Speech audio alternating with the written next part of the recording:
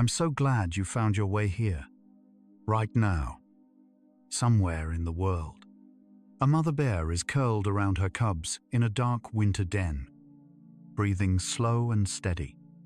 A father penguin is balancing an egg on his feet in the Antarctic cold. A wolf pup is sleeping in a pile of siblings, warm and safe. Tonight, you'll discover how 100 animal parents guide, protect, and love their young, and understand why the bond between parent and child may be the oldest story life has ever told. Welcome to the Sleepy Safari. Wherever you are right now, perhaps thinking of someone who once held you safe, or remembering a creature you've watched tend to its young, allow yourself to rest in this gentle curiosity. We'll discover 100 animal facts about parenting across the animal kingdom. From a tiny poisoned dart frog carrying its tadpoles on its back through a rainforest, to a humpback whale guiding her calf across an ocean, to the quiet miracle of a house cat washing her kittens in the soft light of morning. These quiet journeys through the animal kingdom create a sanctuary for curious, restless minds. A soft like, subscribe, or sharing helps other animal lovers discover this peaceful space and brings us closer to protect these stories. One sleepy soul at a time. It means the world to us and to the creatures we celebrate. Settle deeper into your pillows now. Let your shoulders drop, your breathing slow and steady. You don't need to remember every animal fact tonight. Just feel that peaceful heaviness spreading through you, like a mother cat curling around her kittens, warm and still, each breath drawing you deeper into restful calm. Close your eyes and breathe deeply. You're resting where millions of creatures also tend to their young tonight. Let your mind settle with the quiet wisdom of animal love. And now, we begin. A mother polar bear loses nearly half her body weight while nursing her cubs through an Arctic winter. She enters a den in autumn, already pregnant, and gives birth while in a state of dormant rest. Not true hibernation, because her body stays alert enough to care for newborns. The cubs are born blind, hairless, and weighing less than 2 pounds each. For the next several months, she nurses them without eating, without drinking, surviving entirely on stored fat reserves. By the time the family emerges in spring, the cubs have grown robust and curious, and their mother is exhausted but whole. She nurtures them through the dark months before she has ever seen their faces. Emperor penguins are the only animals known to breed during Antarctic winter, when temperatures can drop to -40 degrees Fahrenheit. After the female lays a single egg, she transfers it carefully to the male, balancing it on his feet beneath a warm fold of belly skin called a brood pouch. She then walks miles to the sea to feed. The male stands in this position for up to 65 days, huddled with thousands of other males in a slowly rotating mass that keeps the outermost penguins from freezing. He doesn't eat during this time. He simply waits. Warm egg beneath him, wind pressing from every side. Elephant mothers carry their calves for nearly 22 months, the longest gestation period of any land animal. When the calf is finally born, the entire herd gathers. Older females, called allo mothers, help nudge the newborn to its feet, rumbling softly as it takes its first stumbling steps. The calf stays in physical contact with its mother for years. Elephant families are led by matriarchs, the oldest, most experienced females, who carry in their memory the locations of water sources during drought, the calls of lions, the names of individuals they met decades ago, The eldest mother is also the most essential teacher. Orangutan mothers nurse their young for more than 8 years, the longest nursing period of any known mammal. During those years, a young orangutan rides on its mother's body, watches her choose food, and learns which plants to eat and which to avoid. She teaches by example, patient and methodical. Research has confirmed that orangutan learning is deeply cultural. Techniques for using tools, for finding certain fruiting trees, are passed from mothers to offspring across generations. Orangutans reproduce only every 6 to 9 years, making each mother-offspring relationship one of the most intensive in the animal kingdom. She is not just a parent, she is a living library. Wolves raise their pups as a pack. When a mother gives birth in a den, usually to 4 to 6 pups, every adult in the pack participates in their care. Other wolves babysit while the mother hunts. They regurgitate food for pups too young to chew prey. They play with pups, teaching the boundaries of acceptable force. Older siblings from previous years often become the most devoted caretakers. The word for this shared parenting is alloparenting, meaning care provided by individuals other than the biological parent. In wolf society, it is not unusual for every adult in the family to feel genuine responsibility for every pup. Strawberry poison dart frogs, tiny red jewels of the Central American rainforest, lay their eggs on leaves on the forest floor. When the eggs hatch, the mother carries each tadpole separately on her back, climbing trees to find the small pools of water that collect in the cups of bromeliads high in the canopy. Each tadpole gets its own pool. Then, over the following weeks, she returns regularly to each one and deposits unfertilized eggs into the water as food. She feeds her tadpoles one by one, remembering where each lives, visiting each in turn. For an animal smaller than a thumbnail, the organizational complexity of this mothering is remarkable. A humpback whale mother and her calf travel together for about a year, swimming thousands of miles across oceans. The calf nurses on milk that is nearly 50% fat, thicker than toothpaste, receiving around 50 gallons or more each day to fuel its growth. The mother swims close, using her body to shield her calf from currents and predators.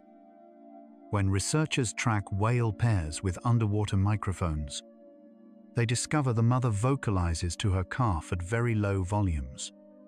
Private calls, quieter than her usual songs, in a register that seems intended for closeness rather than distance. Meerkats live in tight-knit family groups in the Kalahari Desert, and almost every adult in the group contributes to raising pups. While parents forage, designated babysitters stay at the burrow with the young. Other adults take turns standing guard on elevated perches, scanning for eagles and snakes, giving specific alarm calls to tell the group which direction danger is coming from. When pups begin to forage themselves, experienced adults don't just lead them to food. They catch live prey and release it near the young, allowing pups to practice the kill. The lesson is graduated, patient, and precise. The community raises the child. Octopus mothers guard their eggs with extraordinary dedication. A giant Pacific octopus. After laying tens of thousands of eggs in strings she hangs from the ceiling of her den, spends the next 6 to 8 months in constant care, fanning the eggs with her arms to oxygenate them, cleaning them of algae and bacteria. Never leaving, she stops eating entirely. By the time the eggs hatch, She is near the end of her life, depleted beyond recovery. She is believed to use her final days blowing water over the emerging hatchlings as they drift away into the open ocean. The last thing she does is breathe life toward her children. Then she is gone. Male seahorses are among the only animals in the world in which the males become pregnant and give birth. The female deposits her eggs into a specialized pouch on the male's abdomen, and he fertilizes and carries them for 2 to 4 weeks. Inside the pouch, the embryos receive oxygen and nutrients through a fluid the male produces, similar in some ways to a placenta. When labor begins, the male pumps his body rhythmically until hundreds of tiny seahorses are released into the water. He may then mate again with the same female within hours.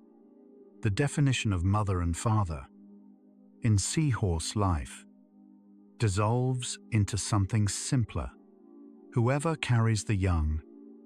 African wild dogs have one of the highest pup survival rates of any large carnivore. Roughly 80% of pups survive their first year, compared to about 20% for lions. This success is attributed entirely to cooperative parenting. The entire pack regurgitates food for nursing mothers and young pups. Adults take turns guarding the den while others hunt. If a pup is orphaned, others adopt it without hesitation. Researchers have found that packs with more adult helpers raise more surviving pups, and that the helpers gain reproductive advantages later in life. Cooperation is not just kind. In wild dog society, it is the engine of survival. Koala joeys are born the size of a jelly bean. After just 35 days of gestation, they crawl through their mother's fur, blind, hairless, and enter her pouch unaided, guided entirely by smell and reflex.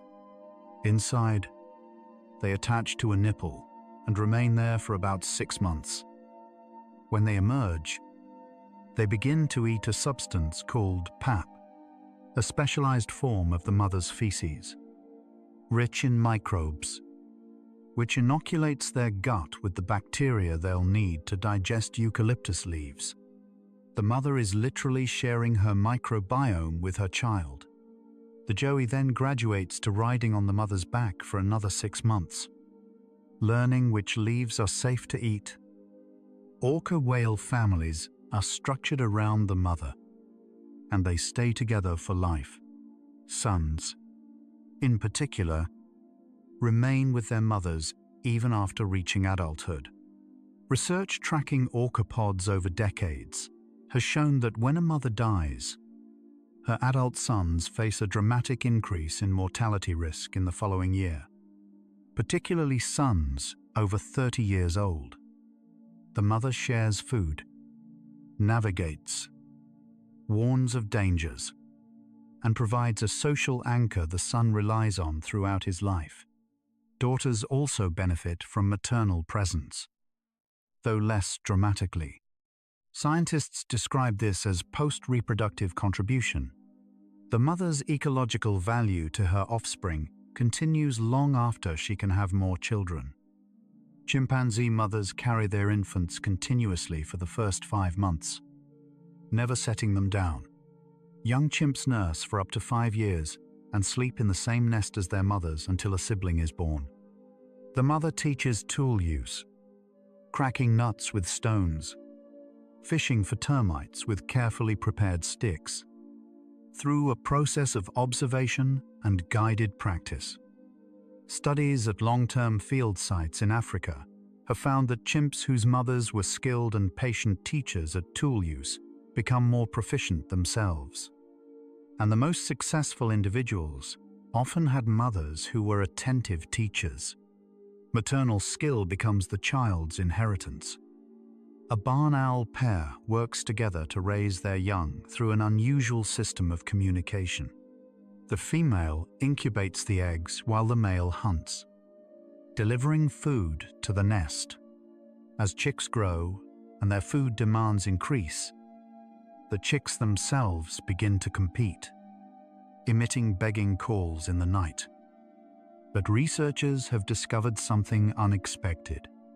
When a chick is well fed, it reduces its own calling, effectively signaling to siblings that it doesn't need food this time.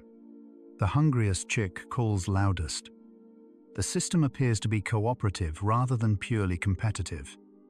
Even in hunger, barn owl chicks seem to negotiate rather than simply fight.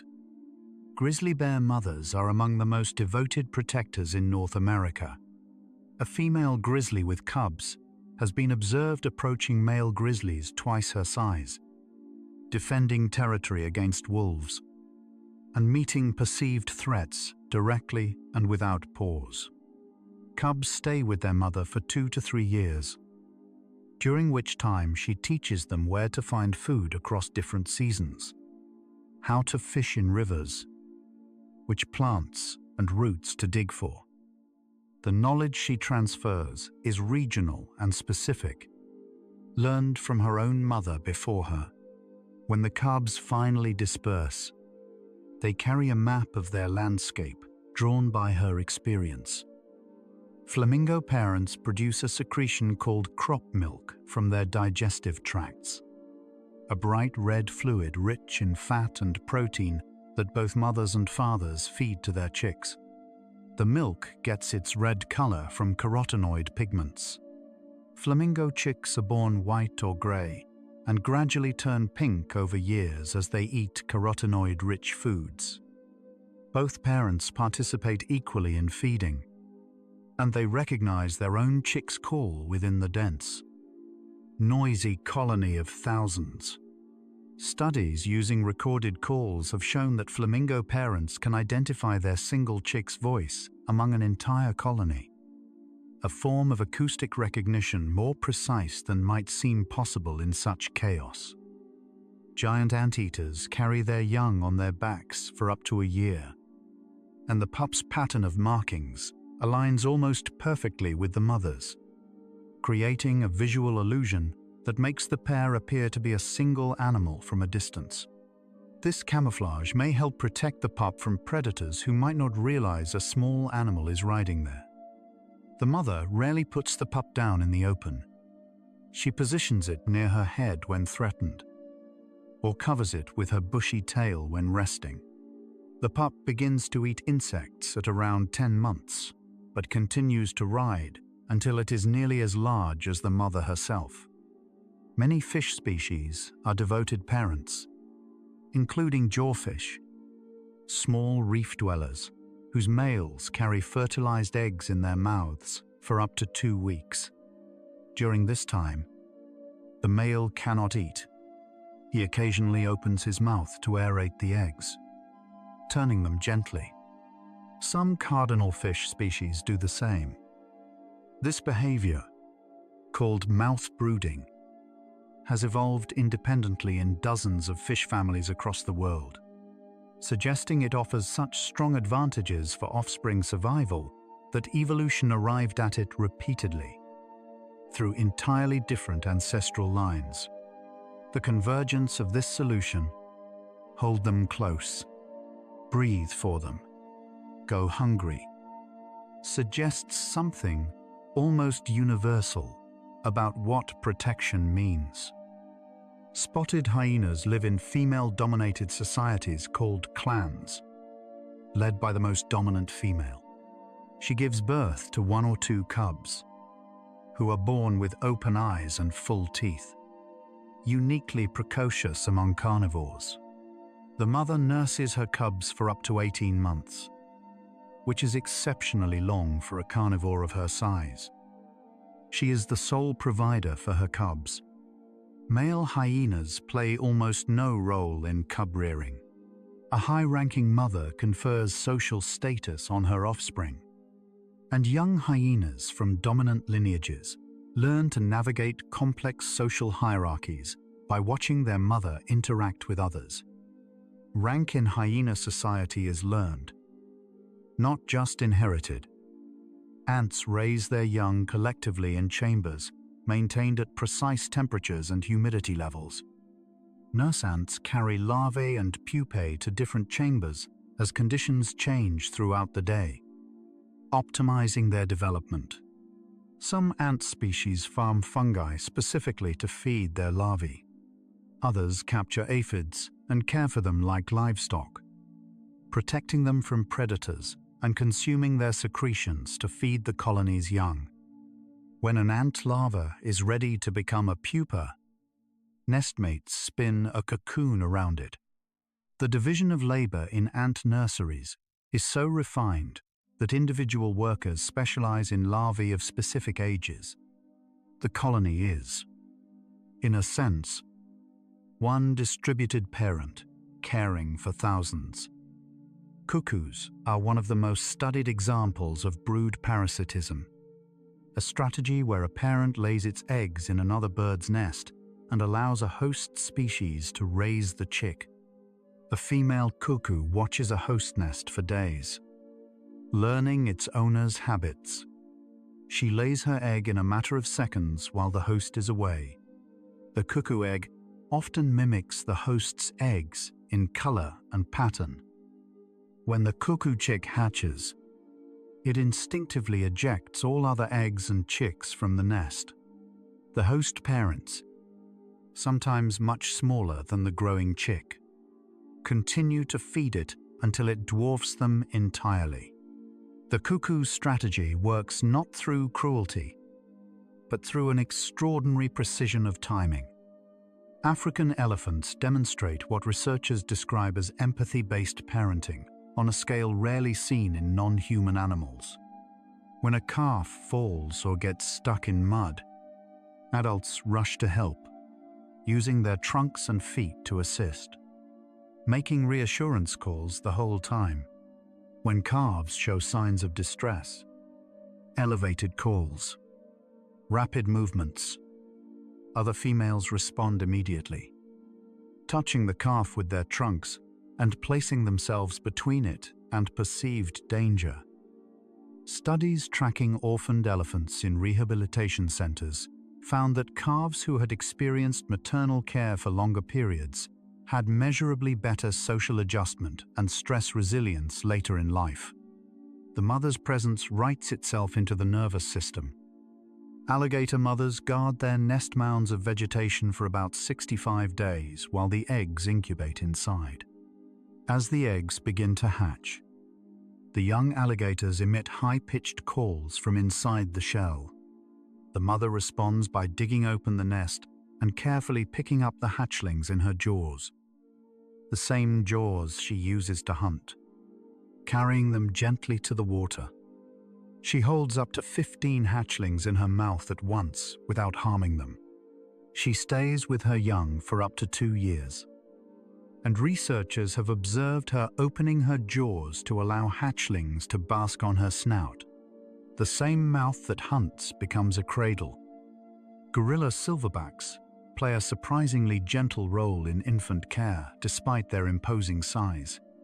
Though the mother is the primary caregiver, silverbacks allow infants to climb on them, pull at their fur, and wrestle without retaliation.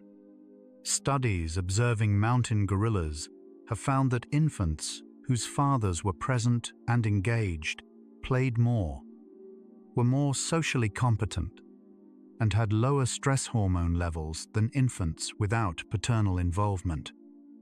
When a mother dies, a silverback has been observed continuing to care for her orphaned infant, sleeping with it, allowing it to ride on his back, protecting it from other group members. Fatherhood, in gorilla terms, appears to be a choice made repeatedly, every day.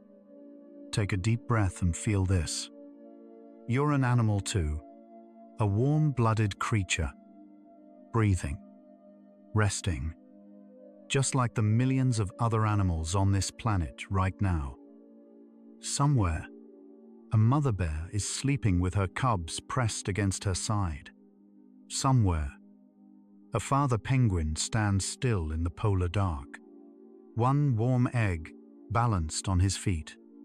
Somewhere, a whale and her calf are drifting through warm water, close enough to touch. Feel yourself as part of this living world, one creature among countless others, all seeking rest, safety, warmth. Your body knows these rhythms. The rhythm of day and night, the rhythm of breath, the rhythm of the heart beating steady and slow. You belong to the animal kingdom. You always have. Now we continue through the gentle facts of life. Birds of many species show what researchers call teaching behavior, actively adjusting their behavior to help young animals learn, rather than simply doing things for them. Pied babblers in the Kalahari Desert make a specific call while bringing food to fledglings. Over time, the young birds associate the call with food. Adults then use the same call to encourage fledglings to follow them, essentially using the sound as a leash of trust. This transition from provisioning to leading is a form of gradual independence training. The parent creates a bridge between complete dependence and the ability to move through the world alone. Bottlenose dolphins form strong mother-calf bonds that last for years. The calf stays close to its mother's side, swimming in what is called the echelon position, slightly behind and to one side, where it benefits from reduced drag in the water. The mother nurses her calf for up to 5 years while also teaching it to hunt, to echolocate effectively, and to navigate the social structures of the pod. Female dolphins who had attentive mothers become more attentive mothers themselves. The quality of care passes through generations in a way that looks remarkably like culture. Not just instinct, but learned behavior transmitted deliberately. Some spiders are devoted mothers far beyond what most people expect. Wolf spider females carry their egg sacs attached to their spinnerets wherever they go, never leaving them behind. When the spiderlings hatch, they climb onto the mother's abdomen and ride there for several days. She slows her movements, eats less, and allows them to crowd her body completely. If the egg sac is removed experimentally, she searches for it persistently. If given a foreign egg sac, she will carry it just as faithfully. The drive is not recognition of her specific offspring. It is devotion to the act of carrying itself. Deep and unconditional. Beavers maintain family structures across multiple years. A mated pair raises their kits together, and the previous year's offspring, called yearlings, remain in the lodge and help raise the new litter. They carry food, maintain the dam, and babysit kits while parents forage. At about 2 years old, the young beaver disperses to find its own territory. But during those 2 years, it served as an essential part of the family's survival. Long-term tracking studies have found that lodges with more yearling helpers raise kits with higher survival rates. The family is a working unit, and every member has a role. Cheetah mothers raise their cubs alone, with no help from males. She keeps them hidden for the first 6 weeks of life, moving them frequently to prevent predators from finding their scent. As they grow, she begins bringing live prey for them to practice hunting, releasing injured animals in front of the cubs, watching, correcting. The process takes months. Cubs who received this graduated training from their mothers have higher adult hunting success than those who were orphaned and raised in rehabilitation programs. Even when the latter received hands-on human training, something in the mother's specific, patient instruction cannot be fully replicated. The teacher matters. Many bird species engage in what is called hollow feeding. one bird feeding another. In some species, males feed females during incubation, demonstrating their value as providers. In others, fledglings from previous broods feed newly hatched siblings. In Florida, scrub jays, offspring from prior years remain with their parents for up to 4 years and actively assist in raising younger siblings, bringing food, defending the territory, escorting the young. These helpers increase the number of chicks that survive to adulthood. The jay, who helps raise its siblings, is investing in a family gene pool it shares. Biology and kindness arrive at the same behavior through different doors.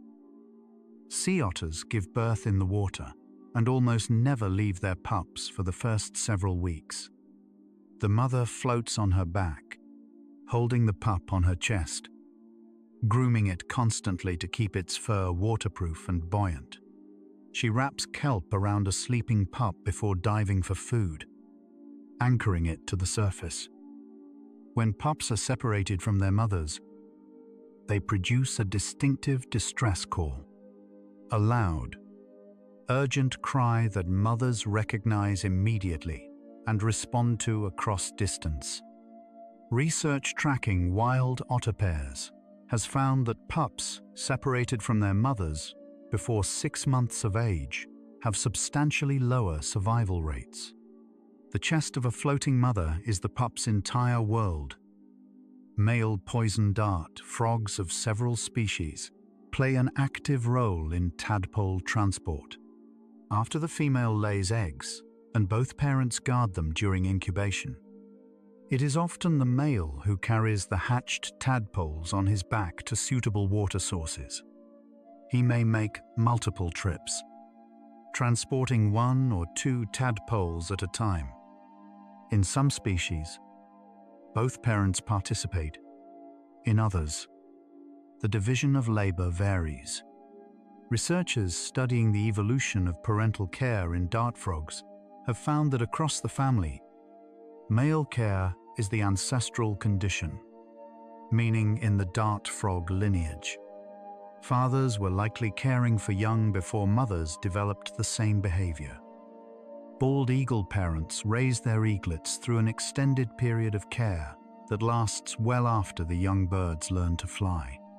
Fledging occurs at about 11 to 13 weeks, but the parents continue to bring food to the now airborne young for several additional weeks, sometimes months.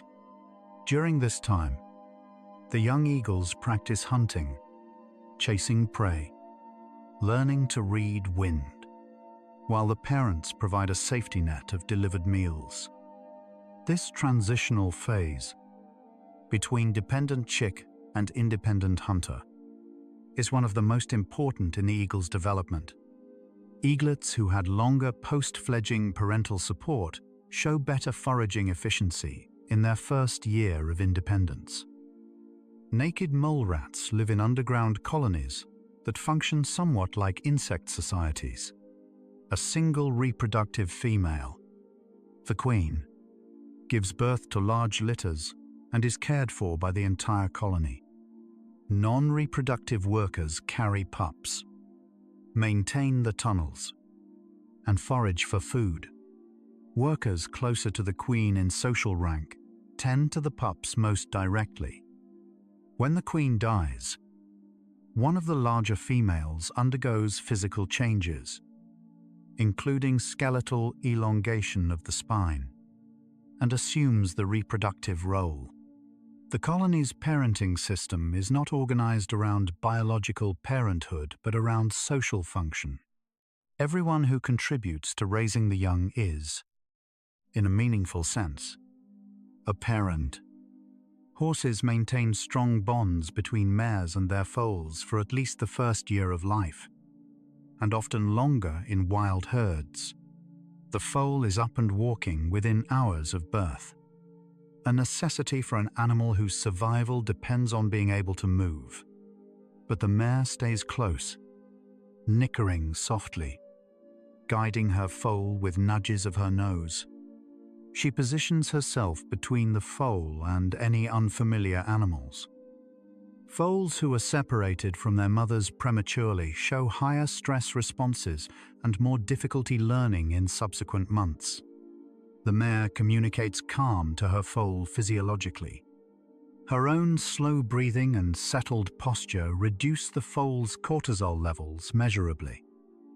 Nile crocodiles, long considered solitary, have revealed surprising complexity in their parental behavior. Mothers guard their nests for about 3 months, rarely leaving. When eggs begin to hatch, she helps open the nest and carries hatchlings to the water in her jaws.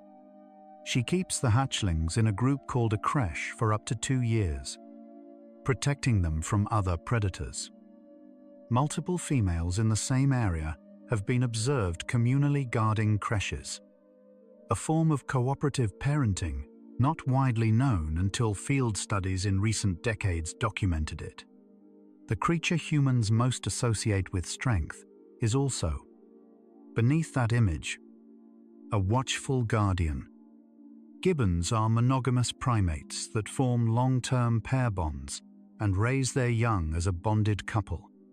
Infant gibbons cling to their mothers for the first year, then begin to move more independently, still within the family group.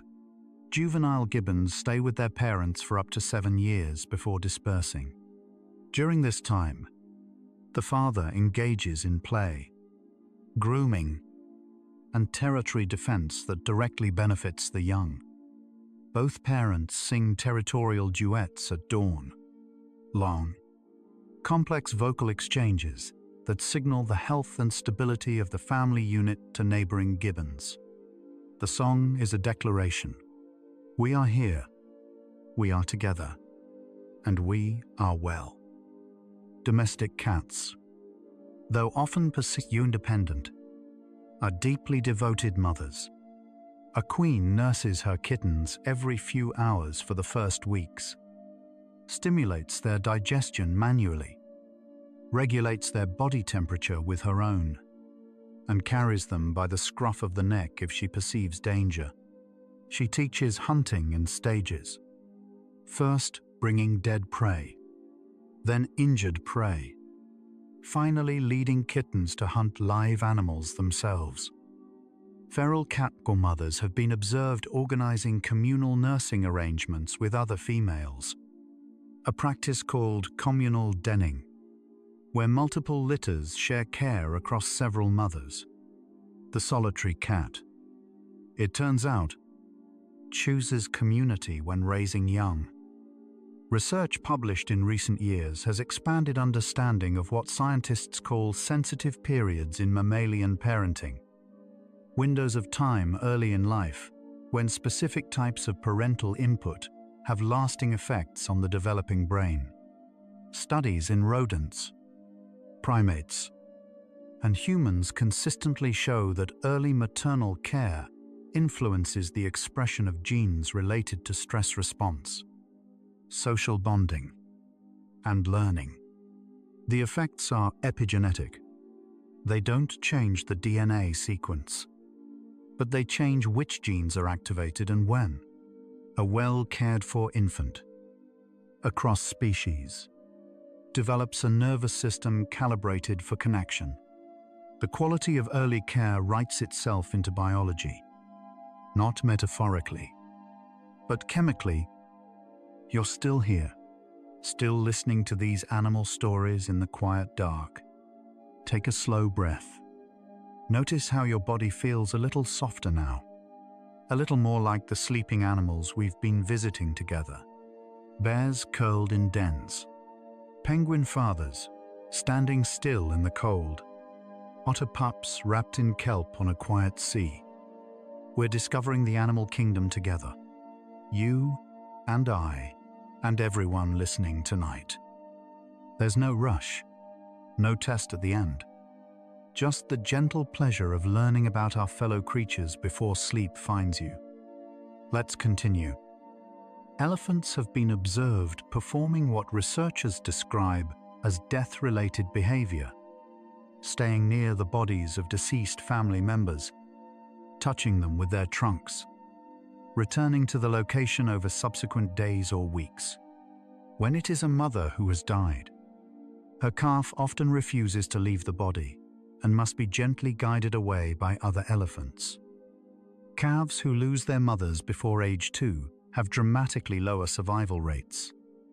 In studied populations, orphaned elephants show elevated stress hormones and disrupted social behavior for years. The loss of the mother leaves an absence the nervous system continues to search for. Some birds engage in what researchers call foster parenting. When neighboring nests are abandoned or destroyed, adult birds have been documented feeding orphaned chicks, tending them alongside their own young. In one documented case involving barn swallows, a pair that lost their own nest began delivering food to chicks in a neighboring nest, effectively co-parenting with that nest's biological parents. Similar behavior has been documented in geese, ducks, and various corvid species. What drives the impulse to feed a young animal, even one that is not your own, is a question researchers continue to study. The answer may be simpler than it seems. The call of a hungry chick may be nearly irresistible. Young animals across many species engage in play that directly mirrors adult survival behavior. Bear cubs wrestle and chase in ways that build the muscle and coordination needed for adult hunting.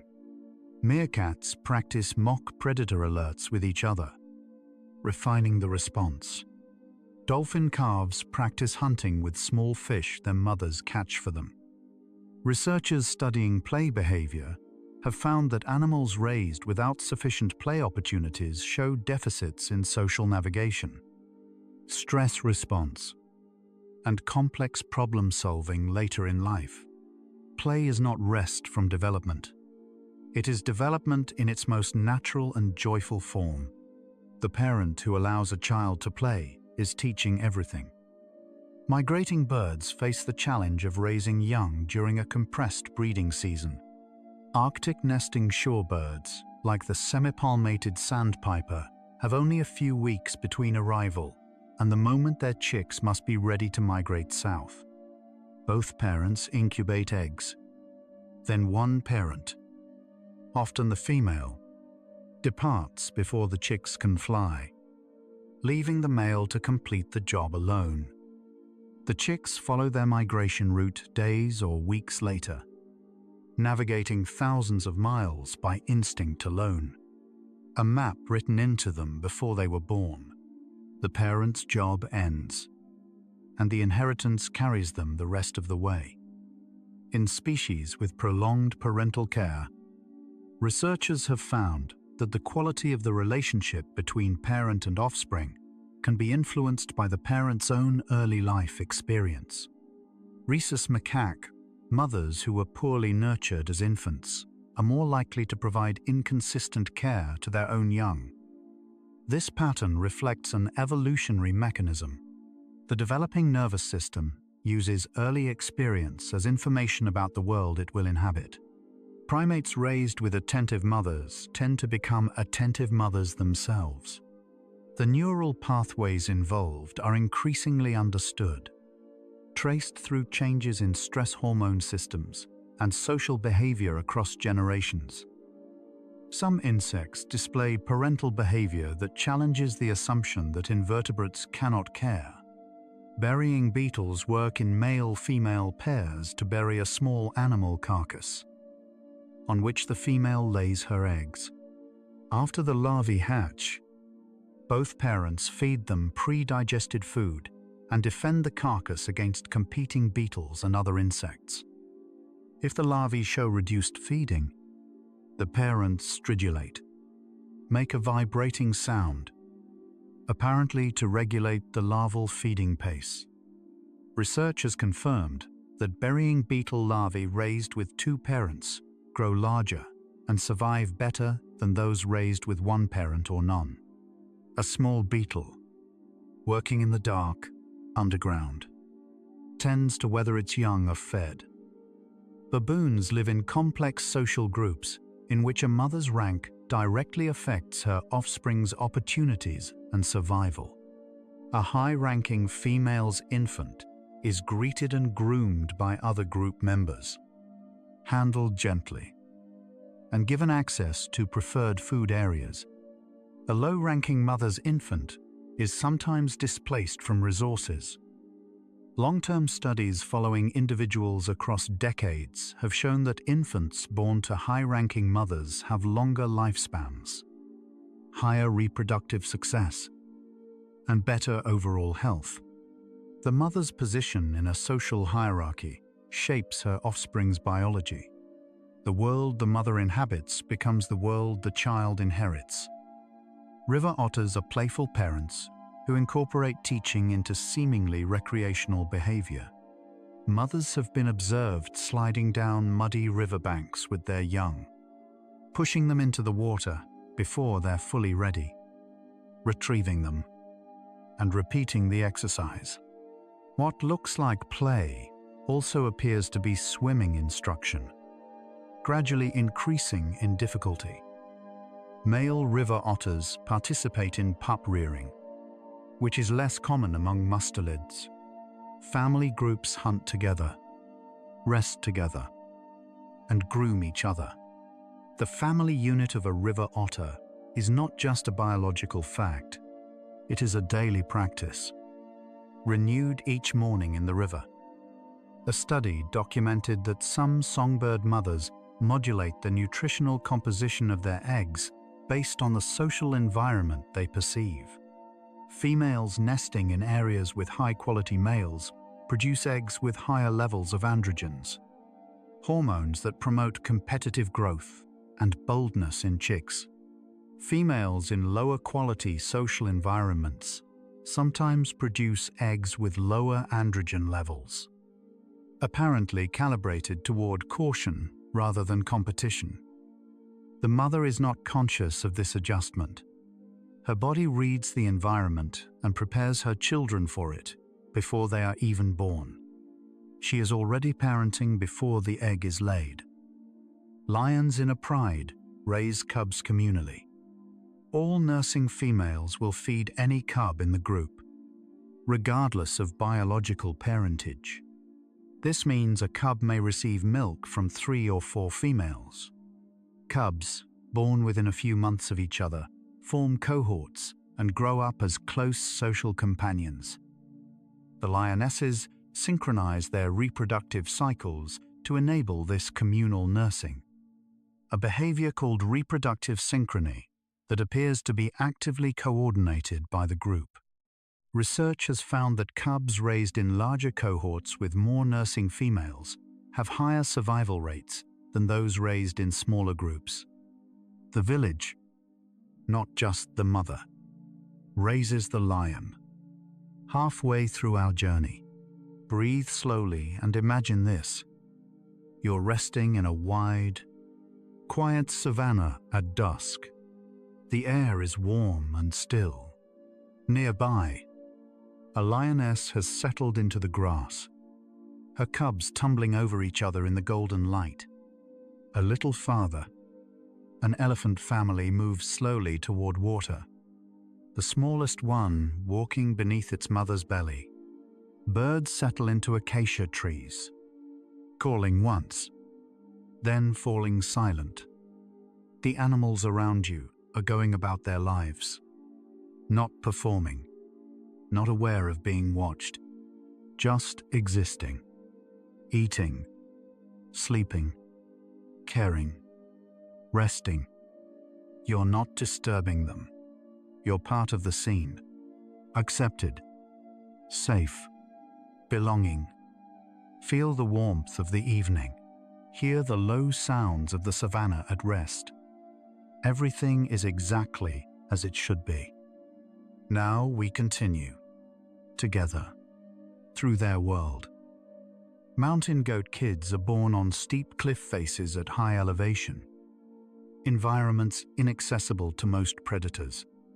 The nanny goat chooses her birthing location carefully, often isolated from the rest of the herd.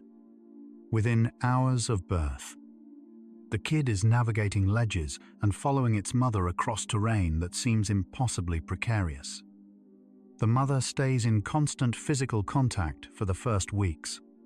She positions herself below her kid on slopes, so that if it slips, it falls onto her. Her body becomes a safety net, placed deliberately between the child and the edge. Ants of the species Cataglyphus cursor have been observed carrying injured nestmates from dangerous locations back to the safety of the nest, where they are allowed to recover. This rescue behavior has been confirmed in several ant species and appears to prioritize individuals with experience, older, more skilled foragers, over younger ones. The rescuing ant evaluates whether the injured ant is worth saving based on signals from the injured animal's own chemical secretions. It is one of the clearest examples of animal behavior that parallels what humans would call triage, a form of care based on assessment rather than pure instinct. Bison calves are born with a warm russet coat that distinguishes them from the dark brown adults. This coloration fades within a few months. The calf stays close to its mother, who keeps it in the center of the moving herd. Other females in the herd position themselves around calves when predators are detected, forming a protective circle with calves at the center. The herd is the nursery. The community's movement, its spatial arrangement, is itself a form of parental care. The collective body of the group, organized to protect its most vulnerable members. Cleaner fish, small reef species that remove parasites from larger fish, develop their complex social knowledge through learning within local communities. Blue streak cleaner wrasses have been studied extensively for their cognitive abilities and were found to recognize themselves in mirrors, one of only a handful of fish species to show this capacity. Their knowledge of which client species to approach and how is transmitted within local populations, meaning young cleaners learn the social norms of their particular reef neighborhood from older individuals, including their parents when present. Behavior in this reef community is a living inheritance. Brown bears in areas with salmon runs teach their cubs to fish. The methods vary between mothers. Some wade into rivers and pin fish with their paws. Others plunge their heads underwater. Others wait at waterfalls for jumping salmon. Cubs watch carefully and imitate. Studies have found that cubs whose mothers were skilled and patient teachers at fishing become better fishers as adults than cubs separated early. The fishing technique a bear uses as an adult often closely resembles its mother's. The lesson is in the style, not just the act. The mother's method becomes the cub's nature. Some spiders exhibit a form of parental self-sacrifice that is among the most complete in the animal kingdom. In certain species of the genus Stegodipus, the mother liquefies her own internal organs, a process called matrophagy, and allows her spiderlings to consume her body as their first meal. Studies have shown that mothers in poor nutritional condition do not undergo this process as readily, suggesting it requires a threshold of physical investment. She gives her children everything she has to give. What remains when she is gone is them. Whooping cranes are among the rarest birds in North America, and conservation programs have spent decades teaching captive-raised chicks migration routes using ultralight aircraft, with human pilots dressed in full crane costumes to prevent imprinting on humans. This method was successful in establishing new migratory populations. However, research comparing these crane cohorts with those raised by experienced wild crane mothers found measurable differences in foraging behavior, habitat selection, and stress responses. The human-guided cranes survived, but lacked some of the nuanced competency that a crane mother transmits. The lesson for conservationists was humbling. A mother knows things that cannot be fully replicated. Giant pandas maintain unusually extended maternal care for bear species. Cubs stay with their mothers for 18 to 24 months, which is long for a bear.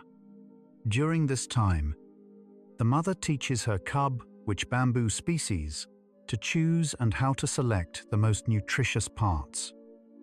Because bamboo is nutritionally limited, this learned selectivity matters enormously for survival.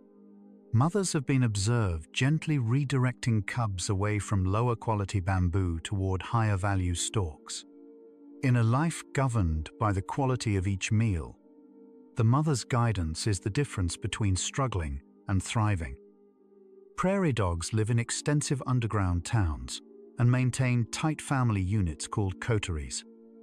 A coterie typically includes one adult male, several related females, and their offspring.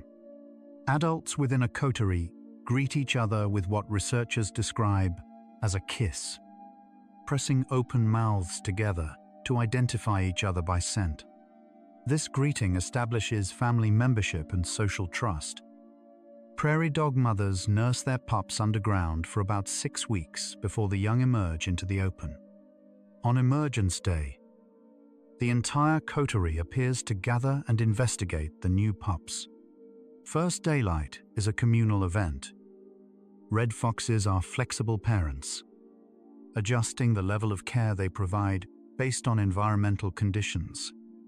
In food-rich environments, male foxes provision the den heavily, bringing more food than the female and pups can eat.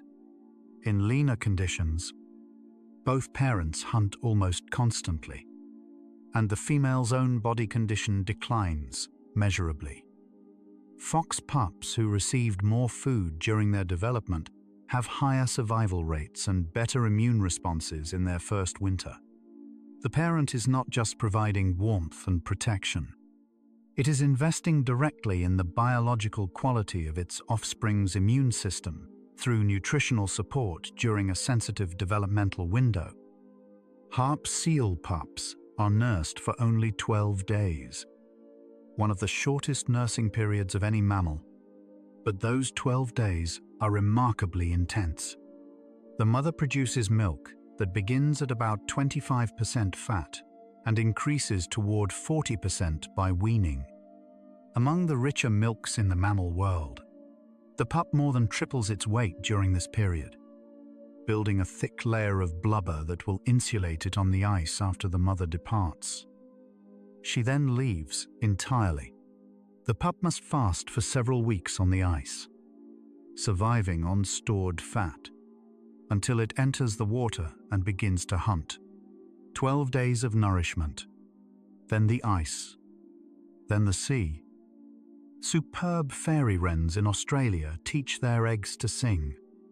Before hatching, the mother sings a specific call through the eggshell, a call the embryo inside learns. After hatching, the chick uses this learned call as part of its begging cry. The mother and father only respond to begging calls that contain the correct note pattern. This system may help parents identify their own chicks from cuckoo chicks that have not learned the password. The mother begins teaching before her chick has ears fully formed, before it has eyes, before it has entered the world. The lesson begins in the dark. Dugongs are large marine mammals closely related to manatees, and they maintain one of the most prolonged parent-offspring bonds of any marine herbivore. Calves stay with their mothers for up to 18 months, nursing and learning feeding grounds. Dugongs have been documented using the same seagrass meadows for generations, with mothers guiding their young to specific areas. These learned routes are passed through families over decades, because seagrass distribution changes with coastal development and water quality. Mothers who know a wider range of meadow locations raise calves better prepared for an uncertain environment. The mother's geography becomes the calf's survival map. Many bird species sing in the presence of their eggs during incubation, a behavior that was once assumed to be incidental. Research has since found that embryonic birds are capable of learning from sound before they hatch. Japanese quail chicks, whose eggs were exposed to recordings of alarm calls during incubation, hatched with a stronger initial response to those calls. In some songbirds, call syllables the mother sings regularly during incubation appear in the chick's own developing song. Vocalization during incubation may be a form of environmental preparation, the parent sharing information about the world the chick is about to enter before it arrives. Sperm whales live in matrilineal family groups, and calves are born into extended communities of related females. Cooperative care is essential during the mother's long, deep dives for food, dives that can reach thousands of feet and last over an hour, far beyond what a calf can follow. While the mother is below, other females in the group remain near the surface with the calf, sometimes nursing it themselves in a behavior called allonursing. This shared care keeps the calf safe and fed during the mother's necessary absences. Without the group's watchfulness during those long dives, raising a calf in the deep ocean would simply not be possible. Warthog mothers use their burrows strategically for defense. They enter the burrow backward, positioning their tusked face toward the entrance. If a predator attempts to enter, it meets tusks rather than a vulnerable back. The piglets follow their mother in first, and she reverses in after them. Researchers observing this behavior describe it as a form of rearguard parenting. The mother places herself as the last line of defense between the entrance and her young. Her physical orientation in the burrow is a permanent defensive posture. Every night, she chooses to be the door. In paper wasp societies, the founding queen raises the first cohort of workers largely alone, foraging, building, and caring for larvae simultaneously. When the first workers emerge, they take over foraging and larval care, and the queen shifts to egg-laying. Within the colony, social dominance is maintained through subtle behavioral signals between females. Recent research has found that the founding queen's early parenting, the quality of nutrition she provided to her first brood, significantly influences the size and competency of the eventual colony. The first children set the tone for everything that follows. Long-tailed tits in Britain form cooperative breeding groups in which pairs that lose their own nests help other pairs raise their young instead of attempting a second nest. These helpers preferentially assist relatives. They adjust their helping based on how closely related they are to the nest's occupants, as if performing a careful assessment of shared investment. Pairs with more helpers raise more chicks, and helpers who assisted successfully in one season are more likely to find mates and have their own successful nests in the next season. Cooperation is not sacrifice. It is investment in a connected future.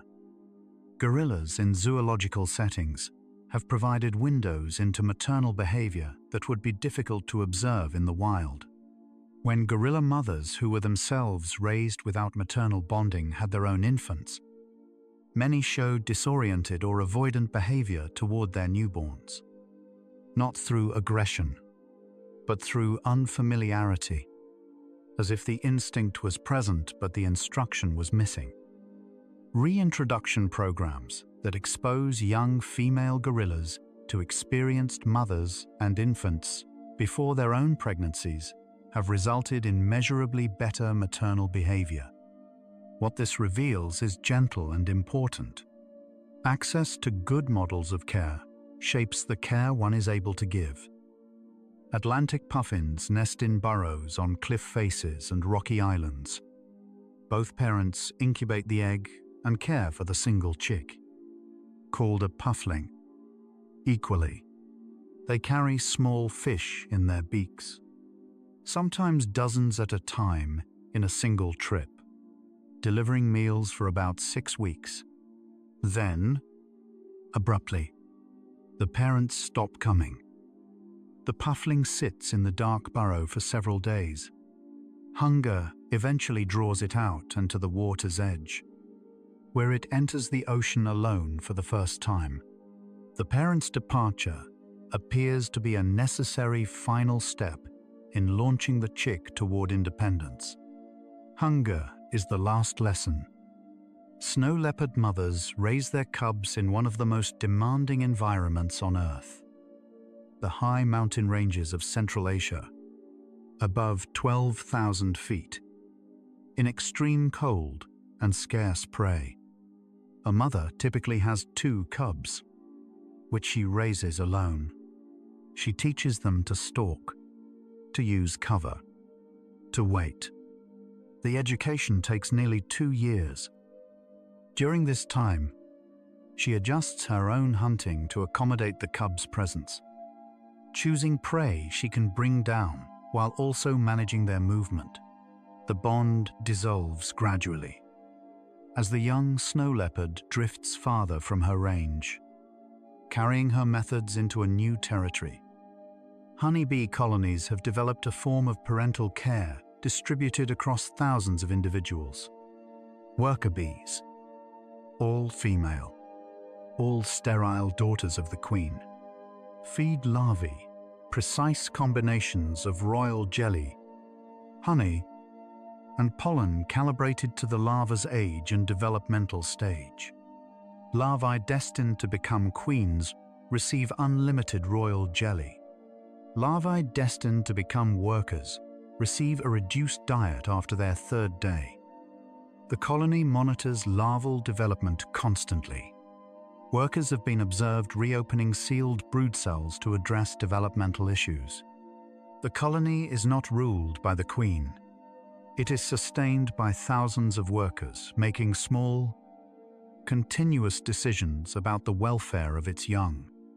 Penguins of various species display adoption behavior. King penguin chicks who lose their parents have been observed being provisioned by unrelated adults. Researchers initially assumed this was error, a parent mistaking a chick for its own. But in some cases, the same adult returned to the same orphaned chick multiple times, suggesting deliberate return.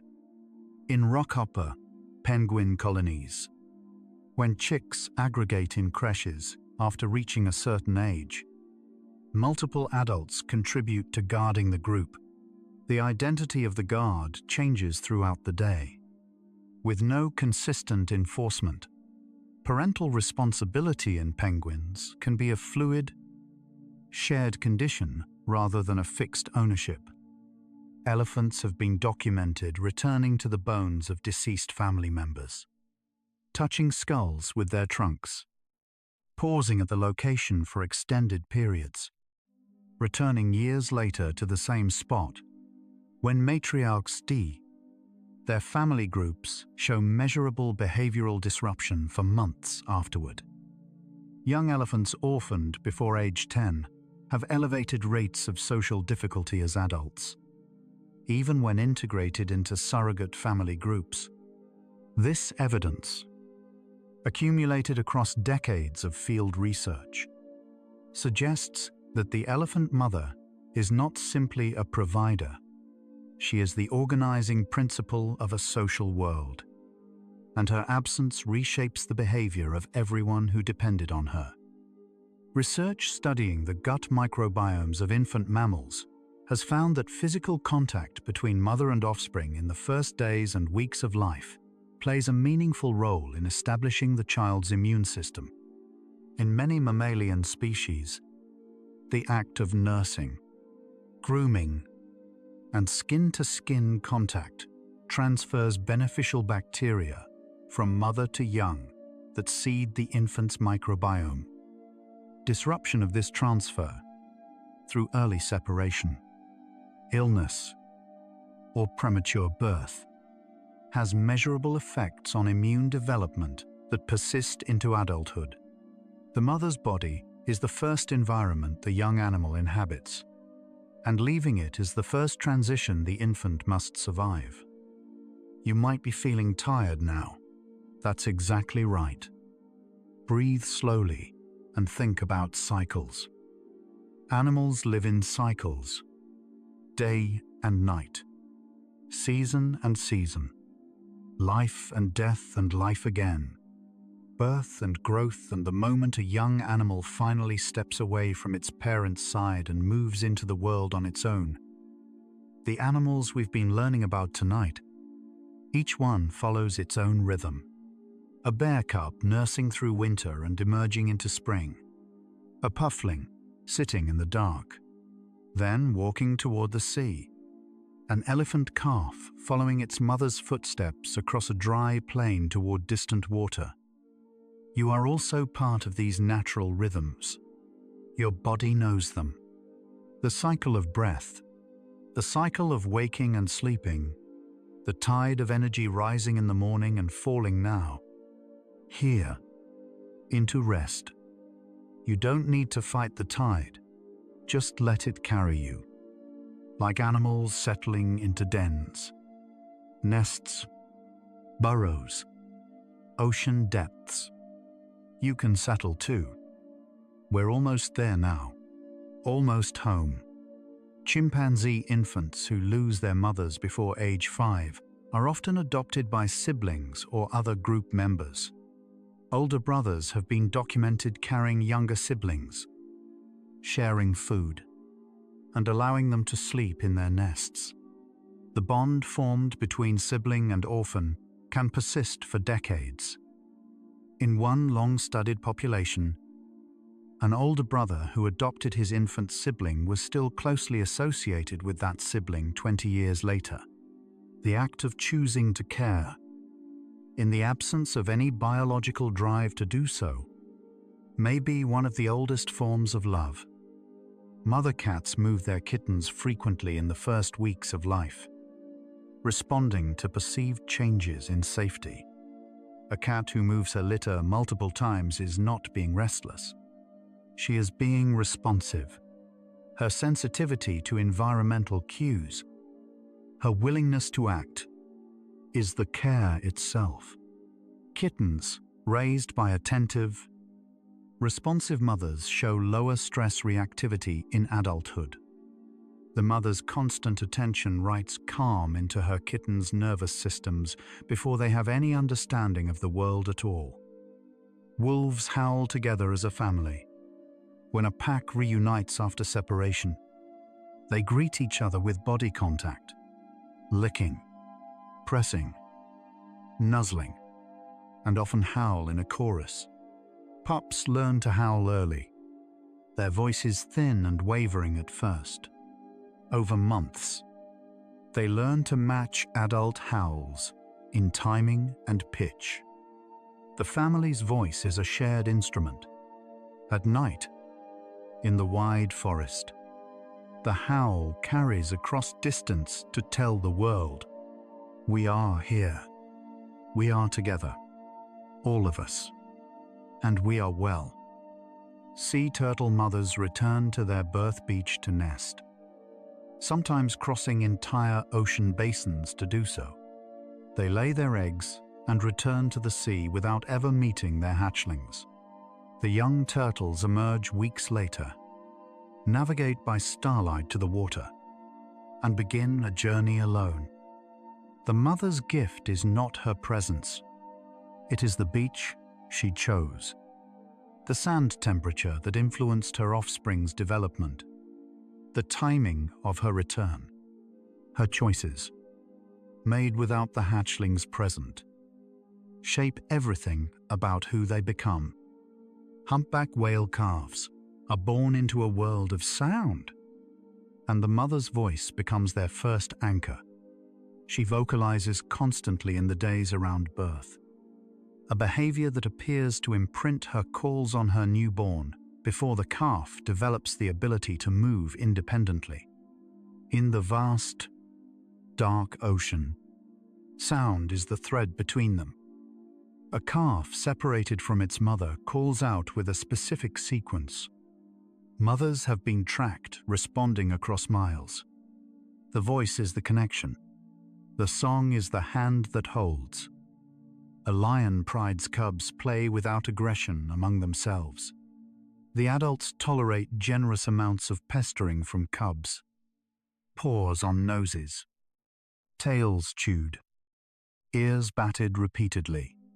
The sleeping lion who allows a cub to climb over her face and does not react is not being passive. She is being a parent.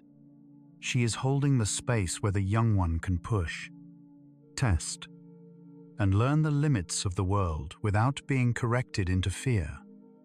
Orangutan mothers have been observed staying near a deceased infant for extended periods, continuing to carry and groom the body, unwilling to move far. Whether this reflects something like grief remains an open question in animal behavior research. What is clear is that the bond does not end abruptly. It lingers, searching, as the mother's body continues patterns it learned over months of care. The attachment outlasts the loss. For a time, a mother bird removing a deceased chick from the nest protects the remaining young from disease and from predators attracted to the scent of decay. The removal is care, turned toward the living. Every difficult parental act that looks severe from the outside is usually a form of care. How to give the remaining young the best possible chance. Love in the animal kingdom is not always soft. Sometimes it is practical and done in silence. Domestic dogs form strong early bonds, and mother dogs show elevated oxytocin levels, a hormone associated with bonding, during nursing and physical contact with puppies. Dogs who were well mothered tend to be more confident and more social, and show lower anxiety responses than those separated from their mothers too early. The puppy's nervous system is shaped by its earliest experiences of touch and warmth. The mother's body teaches the puppy what safety feels like before the puppy has any other reference point for the world. Orca mothers transmit their mothering style to their daughters.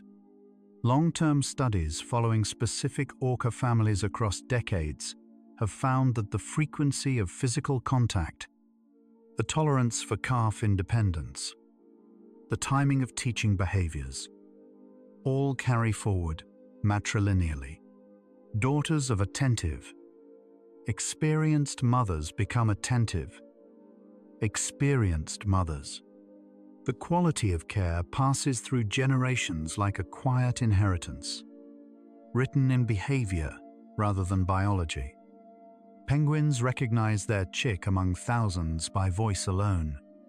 In a colony of hundreds of thousands of birds, a returning parent calls out and listens for the specific acoustic signature of its own young. The chick answers. The parent follows the sound.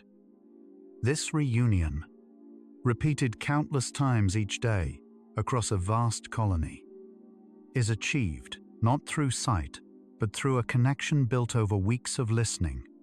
They know each other by sound. They find each other in the dark.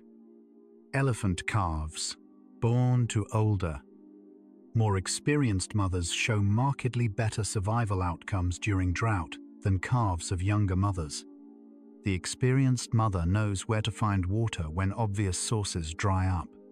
She leads her family to locations visited decades before. Remembered. Returned to now. Her memory is the family's resource. She carries the past as a gift to the future, in the form of her children's survival. Brown-headed cowbirds lay their eggs in other birds' nests, allowing host species to raise their young. In response, some host species have evolved the ability to recognize and remove foreign eggs. Cowbirds have developed a counter-response. They monitor host nests and may damage remaining eggs if their own is removed. This ongoing, evolving negotiation between cowbirds and their hosts has driven measurable changes in both species over time. Even in this unusual parenting arrangement, the pressure to protect one's young reshapes the biology of every creature involved. Bat mothers return to their roost each night and locate their single pup by voice and smell among thousands of other pups. The pup calls continuously, and the mother listens from above, circling until she identifies her own young. She lands, nurses, then departs again to hunt. Her pup tends to return to roughly the same position in the roost each night, and she finds it there. Home is where they left each other. A wolf pack returning from a successful hunt carries food in their stomachs back to the den, where they regurgitate it for pups and for the nursing mother who stayed behind. When pups are old enough to travel, they join the pack and observe. They are not expected to participate. They are simply present, watching, close to the adults. The education begins with proximity. Before they learn the skill, they learn the feeling of being included. Studies tracking the long-term outcomes of animals raised by attentive parents show consistent patterns across mammals. Better immune function, lower stress reactivity, more successful social relationships, and longer lives. The mother's care is not supplementary to development. It is development's primary medium. In the first weeks and months of life, the parent is the environment. The quality of that environment shapes everything the body becomes. Chimpanzee infants who are held more frequently in their first year develop stronger social bonds as adults. The contact is not incidental comfort. It is active neural development. Touch, warmth, and rhythmic contact during infancy promote the development of oxytocin systems, stress regulation pathways, and social cognition networks. The arm that holds the infant is building a brain, not as a figure of speech, in every literal, chemical, and structural sense. Pigeons are devoted and equal parents. Both males and females produce crop milk, a protein-rich secretion from the lining of the crop, to feed their squabs in the first days of life. Both parents take turns incubating eggs and brooding chicks. The male typically covers the nest during midday hours. The female takes the longer overnight shift. This symmetry in parental investment is relatively rare among birds. The squab is fed by both parents simultaneously in some cases, both birds leaning in together. Parenting, in a pigeon pair, is something done side by side. Narwhal calves stay close to their mothers for at least 2 years in the Arctic waters. The long, spiraling tusk that characterizes adult males is absent in calves and rarely fully developed in females, leaving them more streamlined and well-suited to the shallow coastal waters where calves are raised. The mother leads her calf through sea ice, reading the ice and currents through knowledge that accumulates across a lifetime.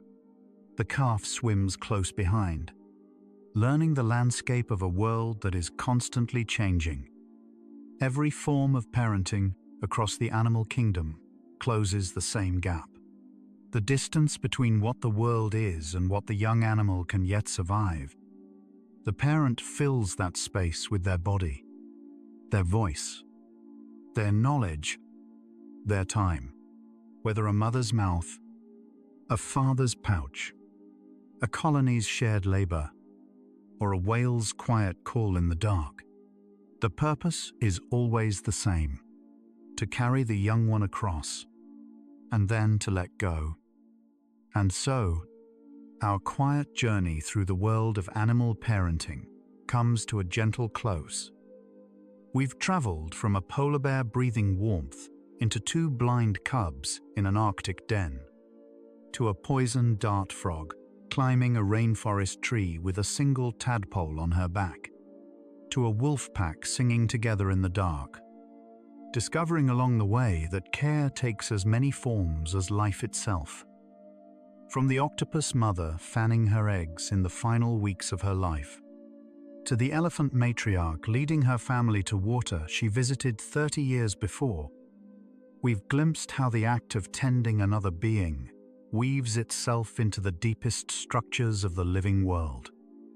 We've met parents who sacrifice everything, parents who teach by example, parents who hold their young in their bodies and in their voices and in the geography of their memory, reminding us that love in the animal kingdom is not an emotion alone, it is a practice, renewed every day, for as long as it is needed.